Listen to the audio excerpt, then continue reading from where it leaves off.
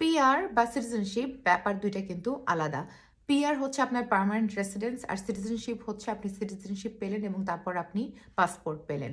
তো সিটিজেনশিপের ক্ষেত্রে অবশ্যই আপনাকে B1 লেভেল পর্যন্ত জার্মান ভাষা জানতে হবে।